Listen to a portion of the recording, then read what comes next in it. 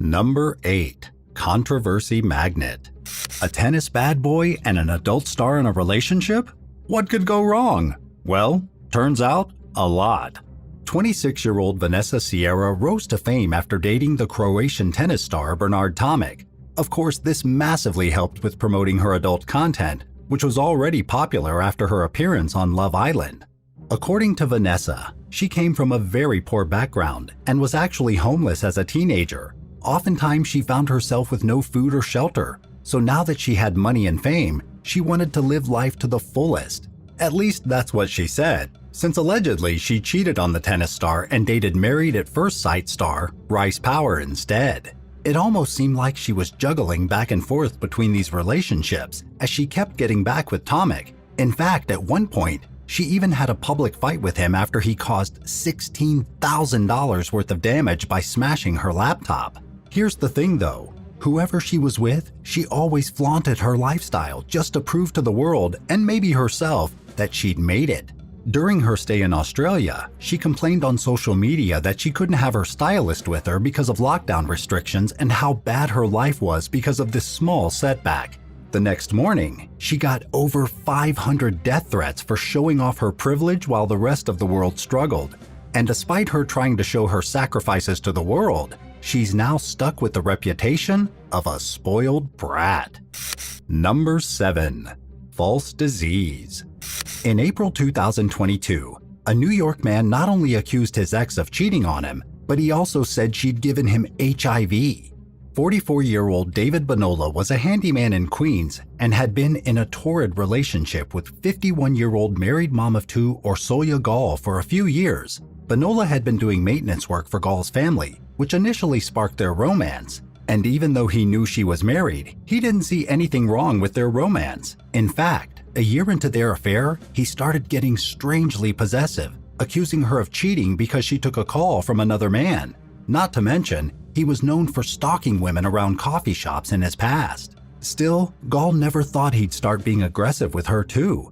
He devised a plan to get payback and followed her home one day after she'd seen a show with friends. He then knocked on her door around midnight, and the pair had an argument in which Bonola accused her of giving him the STD, though according to her, she didn't even have HIV in the first place. At this point, the situation had clearly gotten out of control, so Gall told him their affair was over. She then grabbed a knife and told him to leave.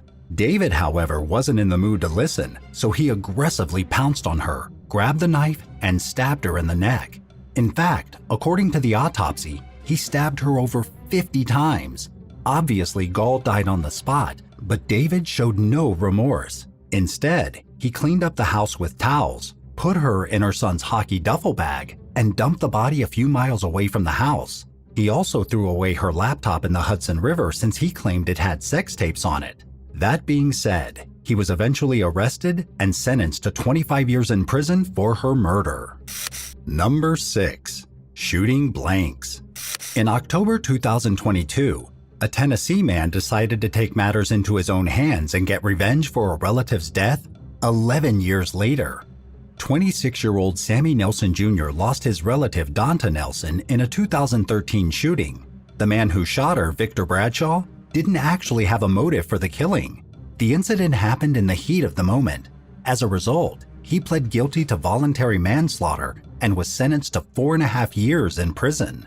Back then, Sammy was still in his teens, but for him, 4.5 years wasn't enough for Bradshaw's crime, so he decided to dish out his own revenge and trade blood for blood. For almost a year, Sammy tried to shoot his relative's killer. His chance finally came when he got his hands on a gun.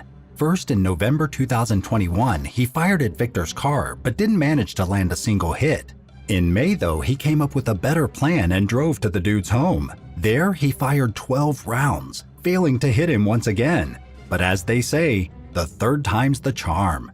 So on October 24th, he finally managed to land a shot, with another bystander getting caught in the crossfire. That being said, while Bradshaw was hit in the arm and hip, he managed to survive his injuries. Sammy, on the other hand, was arrested and charged with 5 counts of attempted first-degree murder and 11 other felonies.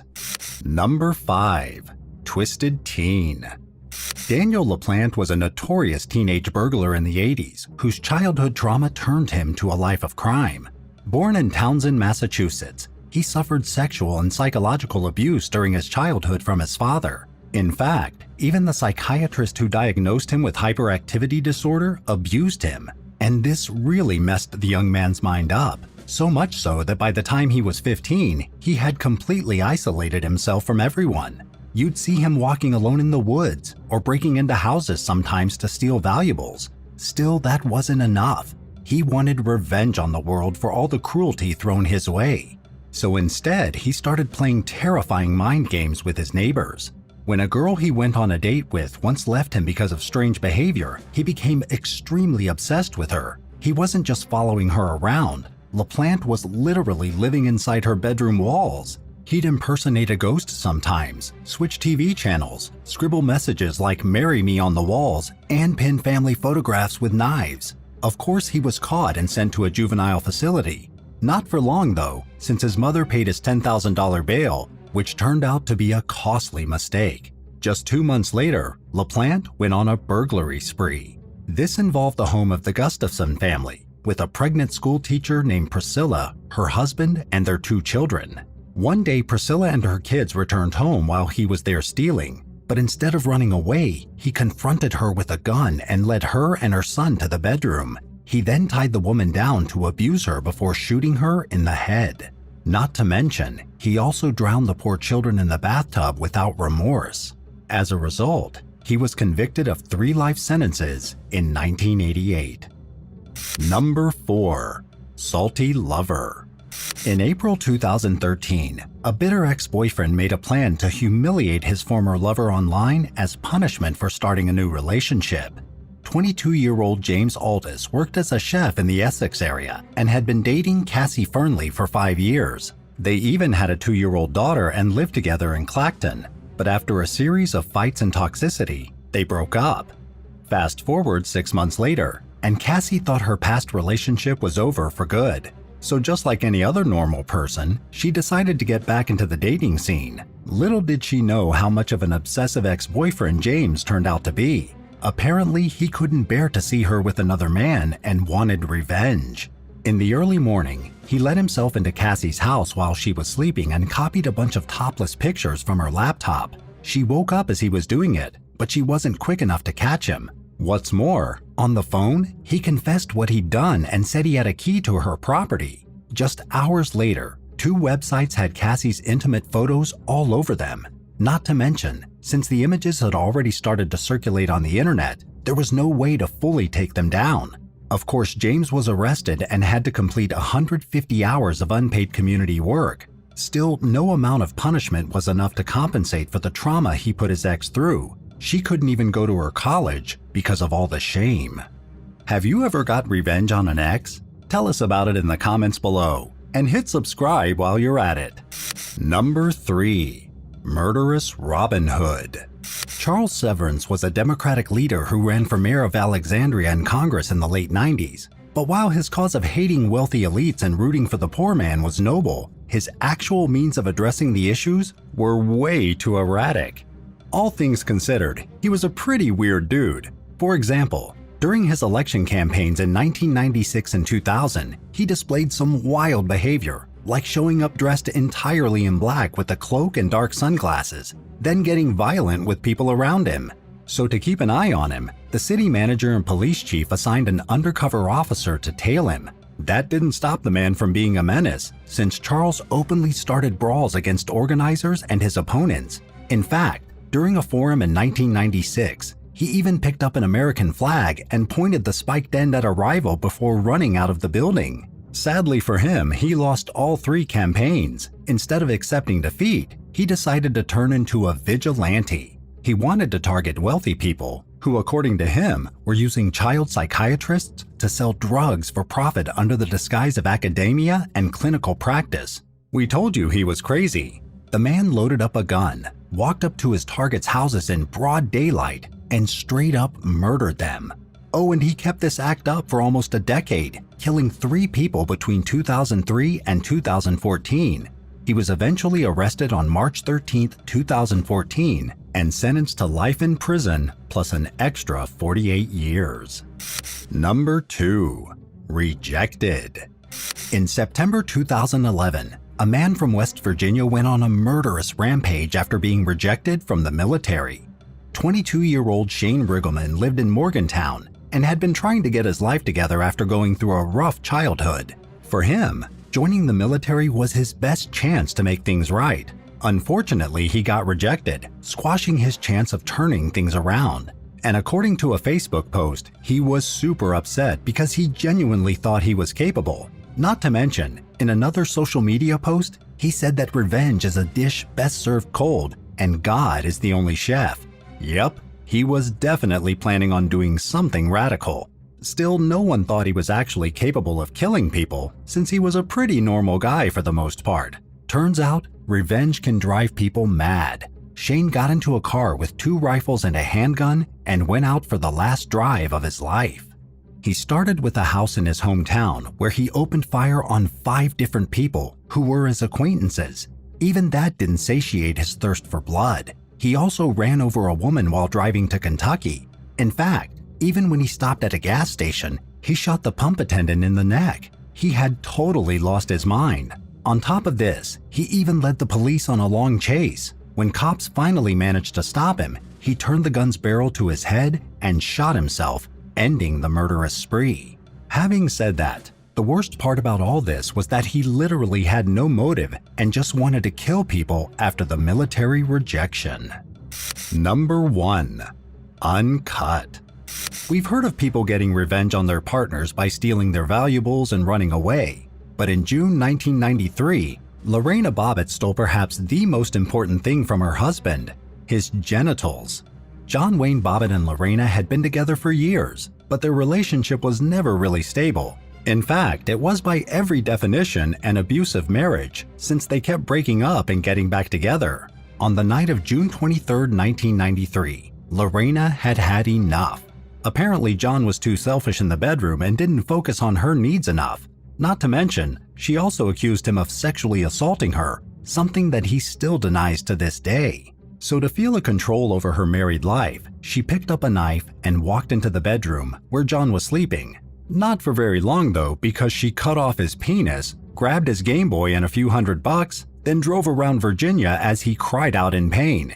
In fact, she even buried the severed appendage in a random field. The couple's trial made national headlines as accusations were thrown left and right from both sides, though Lorena didn't get punished since the jury found her not guilty by reason of temporary insanity. Why? Well, according to her, the stress of her situation forced her into violence.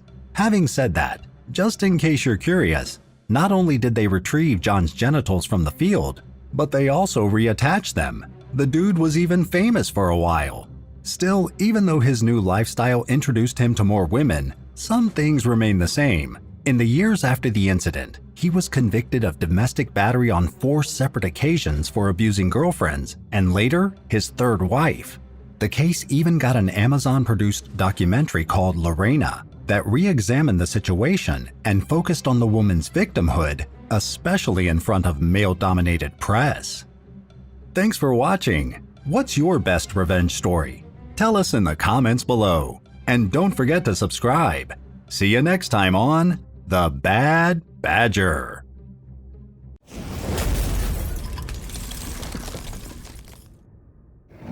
Number 10. YouTube prank turns into second-degree manslaughter. Police received a distressing call from a woman in Hallstatt, Minnesota on June 28, 2018, informing them that her boyfriend had been shot in the chest.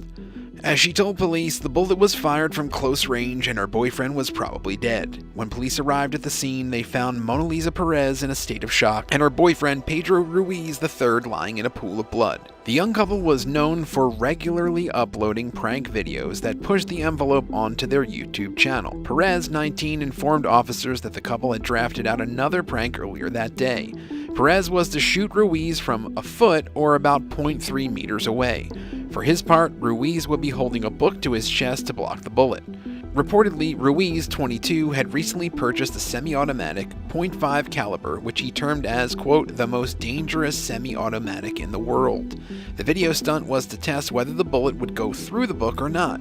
Perez posted onto the couple's joint Twitter account hours before the fatal shooting of his, quote, prank. His idea, not mine, she wrote. While friends and family members testified to the fact the couple would engage in such activities from time to time, and that Perez in all likelihood had not anticipated her boyfriend's death, she was still tried in court for the murder of Pedro. A court found then-pregnant Mona Lisa Perez guilty of second-degree manslaughter and gave her a sentence of 180 days, 90 of which she'd spend in prison. Number 9. Aftermath. Police responded to a 911 call in the late hours of January 2019 for a car crash. Sylvia Zavala was returning from the grocery store with 2 other passengers when a car traveling above the speed limit ran a red light and hit her vehicle.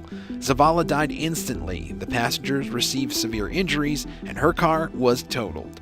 The driver responsible for the crash was an unidentified 14-year-old boy that claimed he was at no fault because he was trying to outrun another car. Reportedly, the young boy, along with his friends, decided to throw eggs at passing cars as part of a prank. The, quote, prankster took his parents' GMC Acadia out for a joyride. One of the vehicles they targeted belonged to Christopher Lopez.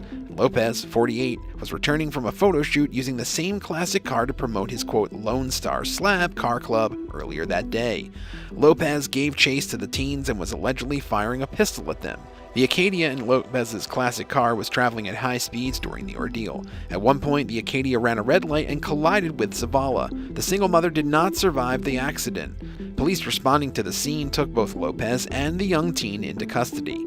The authorities in Aldane, a suburb of Houston, Texas, charged the unidentified young man in court with unauthorized use of a motor vehicle and given probation, but he'll have to live with the guilt for the rest of his life.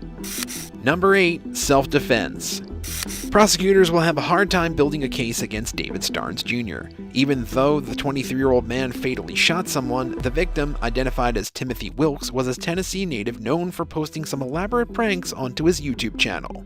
On February 8, 2021, Wilkes hatched out a video stunt that would try to get people's reactions to being held at knife point. For the prank, he and his unidentified friend would hide in a parking lot of an Urban Air store along Old Hickory Boulevard in Hermitage and stage the armed robbery to get people's reactions.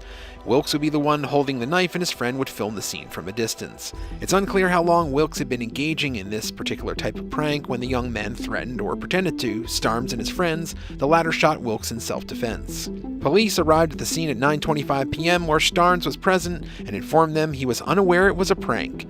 No charges have been filed against Starnes or his friend. However, police are still investigating the case. Number 7. April Fool's joke gone wrong.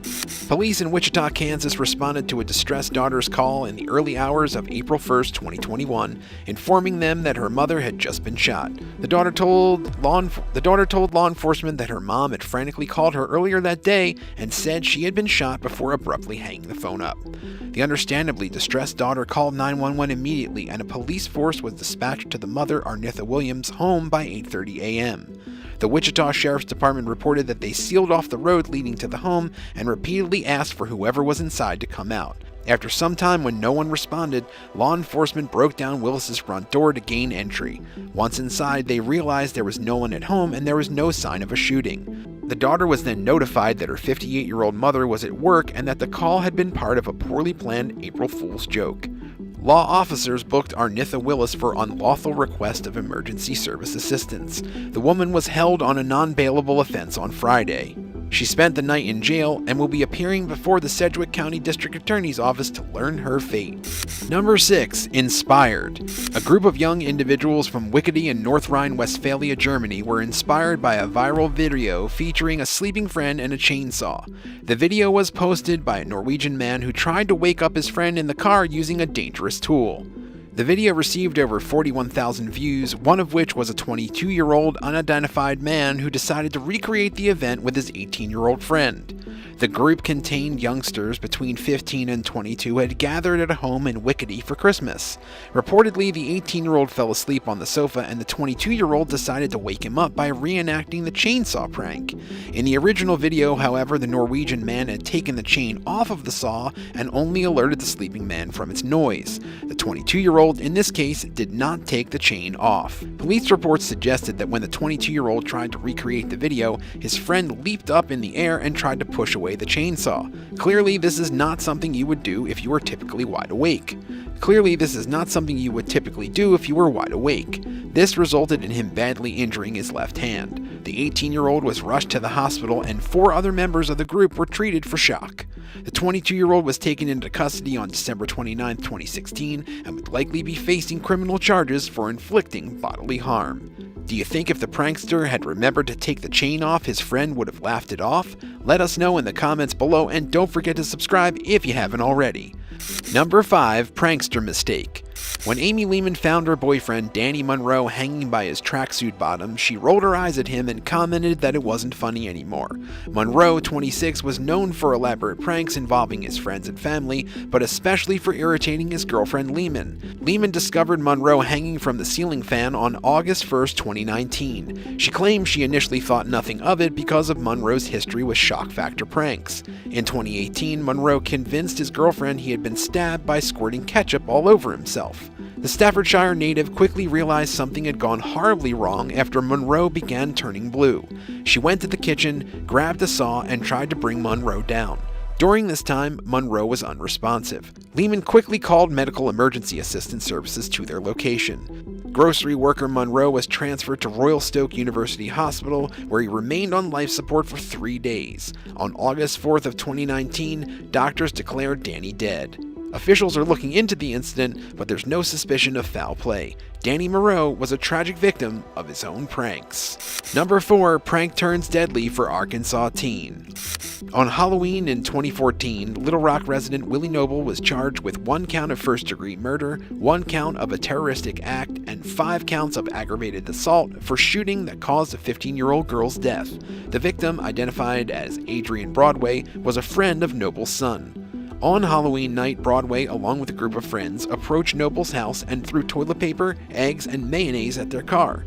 The teens argued that it was part of a prank war going on between them and Noble's son. When the 48-year-old man came out to find his car had been vandalized, he went back inside and grabbed his gun. The group of teens left the scene at this point, but Noble believed they'd be back. Sure enough, they returned and Noble opened fire at the group. The man claimed that he was merely defending his property and had no intention of causing any bodily harm.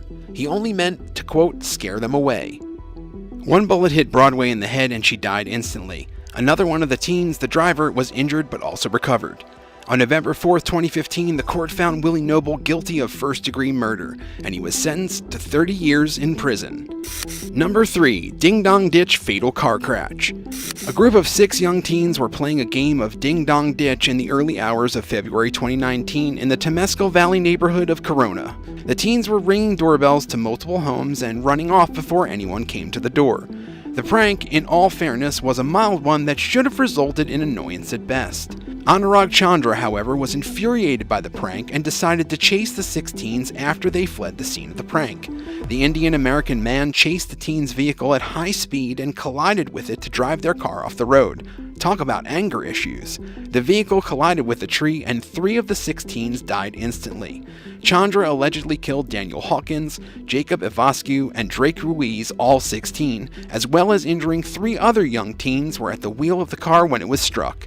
They suffered moderate to major injuries.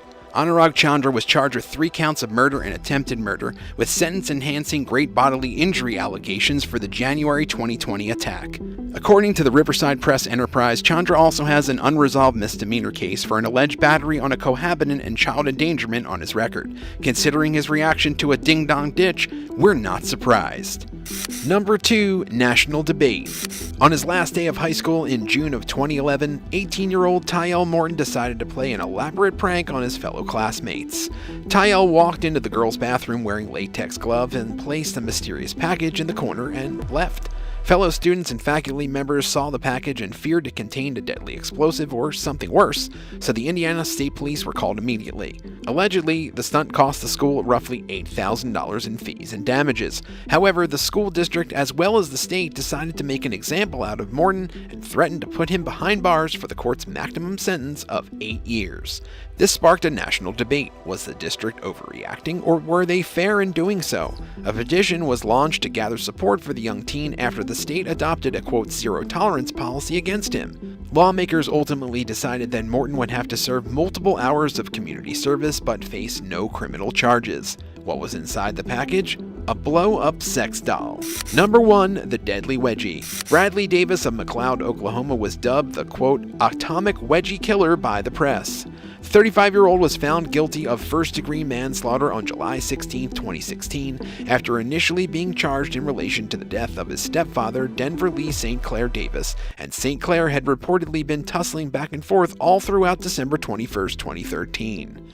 The two were arguing, screaming, and fighting with one another for much of the night. It was then reported the fight escalated into something more physical, and this is when Davis gave his father the atomic wedgie, and it was really atomic.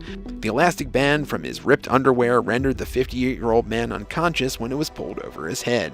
The band was wrapped so tightly around his throat that St. Clair died within minutes. Officials were called to the scene and they determined that St. Clair had also received several blows to the head that would have knocked him out regardless of the supreme wedgie. Davis was immediately arrested and booked for the murder of his stepfather. 3 years later, during his trial, new evidence surfaced showing Davis posing for pictures with his victim as he lied, dying and clearly unconscious, showing signs of no remorse.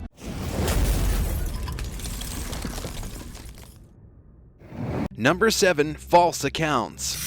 On January 31, 2015, a Colombian model named Carolina Munoz was forced into a car by two of her colleagues, Yami and Claudia Ray. The sisters were furious with her after she made fake social media accounts and posted unflattering photos of the two without their permission.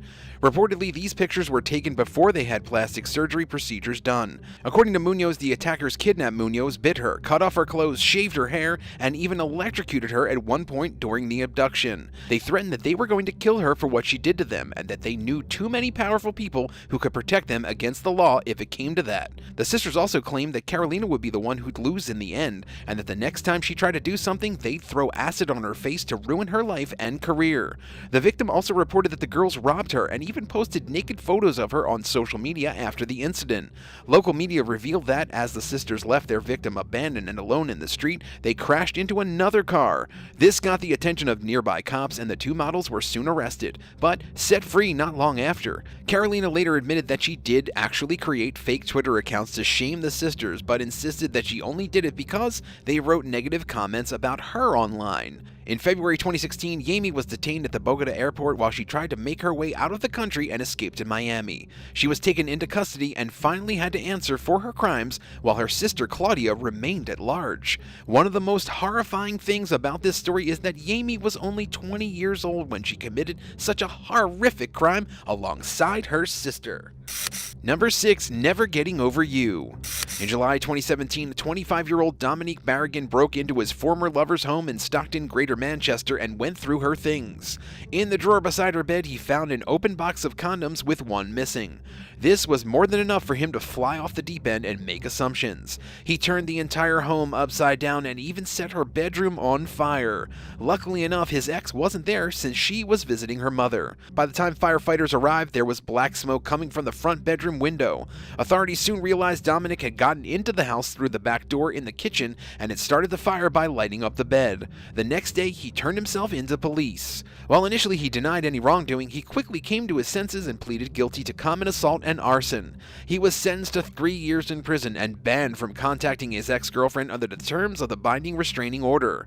This wasn't the first time he had gotten into trouble either. Dominic had 16 previous offenses on his record, including convictions for criminal damage, assault, and more, and the court found out some more disturbing facts about their relationship. Apparently, Berrigan abused prescription and non-prescription drugs pretty often, and once, while under the influence, he wrapped his partner in cling film. She kept saying she didn't want him to do it, but he laughed at her, threw her on the bed, and continued. Later, he ripped off the film and called her boring. On another occasion, he choked her until she could barely breathe. Pretty concerning behavior.